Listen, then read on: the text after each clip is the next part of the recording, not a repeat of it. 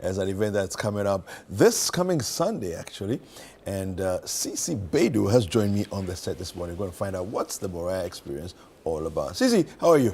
I'm good, how are you? I'm very well, thank you. It's good to have you back here. Yeah, it's been a minute. Yeah, it has been, it has been.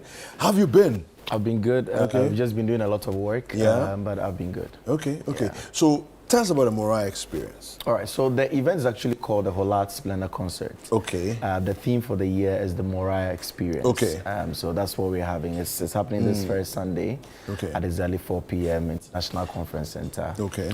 Is the venue, yes. Okay. Yeah. And your lineup is splendid. Thank you. My goodness. Thank you. How do you rally everybody like this together? We want to try and make sure that we have a bit of everything. Yeah. It's like when you are eating a good bowl A good of meal, food, yeah. You need everything in there. You know, United Nations, everything for this. Everybody. I see. Why did you choose that theme, the Moriah experience? Right, so the theme that we've been running with for the year is Moriah. We've been doing a lot of study, and we're trusting that on the day we're going to have a good understanding of the experience of Abraham on Mount Moriah. Yes. So it's a very broad theme, but we're taking very time to go into three aspects of it. So sacrifice, obedience, and provision. Wow. So in the course of the worship service, we're also going to take snippets of explanation about what really transpired on Mount Moriah, and then so that by the time we're leaving is a full experience that we've had over there. So that's basically what we are looking forward to. No, I'm fascinated by it because it's probably the only place where God compares himself to man at a certain level. Exactly. Right, where God says to Abraham, almost like, because of what you have done. Exactly. I can't let you outdo me. Right. I got to bring my own as well. Exactly. If you're willing to give your son, Yeah. then I don't have any choice. Yeah. I got to do mine. Sacrifice is something else. Yeah. Once a man is able to bring themselves to that place of sacrifice where nothing really matters, it's just really the voice of God obeying the voice of God. It's a huge thing. And I think one thing that is also plaguing us as a people of God right now is the element of obedience and how we are always in a place where we don't know what to do and all that. And so on Sunday, we're trusting that apart from what we're going to learn as well, God is going to give us the enabling power. And the Bible says that it is he that worketh in us both to will and to do. So the enabling power comes from him himself to be able to obey his word and that which he has said that we should do, commissioned us to do. It's fascinating. You said obedience, sacrifice, obedience, and provision.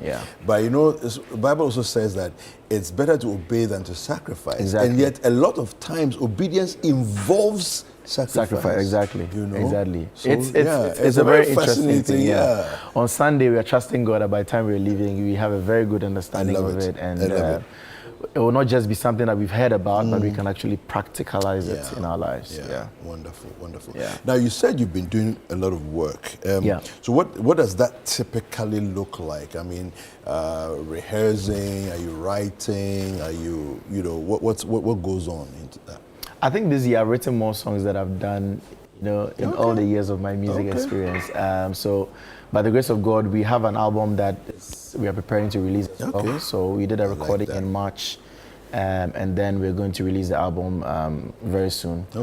So we'll put out the dates and the details in the course of the days that are coming as well. So that, and then also there's been a lot of traveling as well. Been doing some tours here and there. So it's been a very eventful year. Would you say the golden age of gospel music in Ghana is now? Because I kind of feel, I mean, having been interested and intrigued by gospel music for at least 30 years myself, back in the day when there was a music shop, AC Glow. I'm not sure if you ever came to meet AC Glow. AC Glow was at Aviation House. On opposite the former Shangri-La. It was there. In fact, at a point, it even moved towards the Circle, in the Circle Joy FM area. And then there was also Rafak Gospel. I don't know if you ever heard of Rafak Gospel. I'm telling you, these were the two music houses that held us down. It's like if you want anything, integrity music, Vine song, whatever, they sold it. If they didn't have it, nobody else had it. Back then, But I'm looking at gospel music today in Ghana, and I feel like a lot has evolved. A lot has evolved, Yeah. you know, and we are at a place where we have musicians from Ghana traveling all over the world, ministering in churches far away from Ghana. They are invited to places and all of that. That didn't used to exist before. I feel like it's the golden age of gospel music. Well, I agree with you. I agree with you. The world is now a global village, so something that you're probably doing in your little corner has the ability of reaching millions of people, you know, around the world. So it's a great time to be a gospel musician. It's a good time as well to, you know, put out what really God has commissioned us to do. So yeah, it is. Beautiful. Well, your lineup includes some of the oldies as well. Yes. And I'm loving that. I'm loving what you've done. Daughters of Glory is going to be on there. Yeah. Looking forward to them. Okay, so how much do people have to pay to be part of this? It's absolutely free. Okay.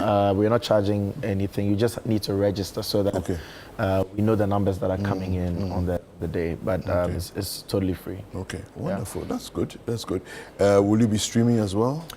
Yes, we'll be streaming. Okay. We'll be streaming. So And the streaming is for the people that are outside Accra. Okay. So if you're in Accra, we want to see you over there. Sure. We want to be part of you know, the experience. Last year, a lot of people actually think it's still going to be a national theater, but last year was National Theater. Okay. But this year is a bigger venue. Okay. International Conference Center.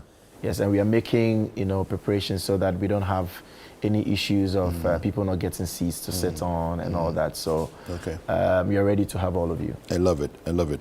All right. So the details again? 4 p.m. this very Sunday, International Conference Center. We have Daughters of Glory Jesus, we have Kofi Owusu-Pepra, we have Luigi McLean, we have Blessing Ali all the way from the United States. Okay. We have Ife Grace as well on there. And then a few surprises here and there. It's gonna be a great time. I love it. Yeah. I love it. Any thank yous you want to give up? Put out? Well, thank you to all of our sponsors, especially to Holad Ghana for holding us down once again, to all the people that are holding our hands, putting this together, to my team, Crafted Nation, for all the work that is being done to make this a success. God bless all of you, and we're going to have a great time on Sunday. Fantastic. Well, thank you very much for coming through. Thank you, Pico. I'm looking forward to being there, the Moriah experience. Hope to see you. Yes. I'm looking forward to being there. Awesome. Yeah. Awesome. All right, super. So we'll be speaking with CC Beidou, and it's all about the Moriah experience. We're really looking forward to it. Okay, you want to be there, register online, and make sure that you find yourself there.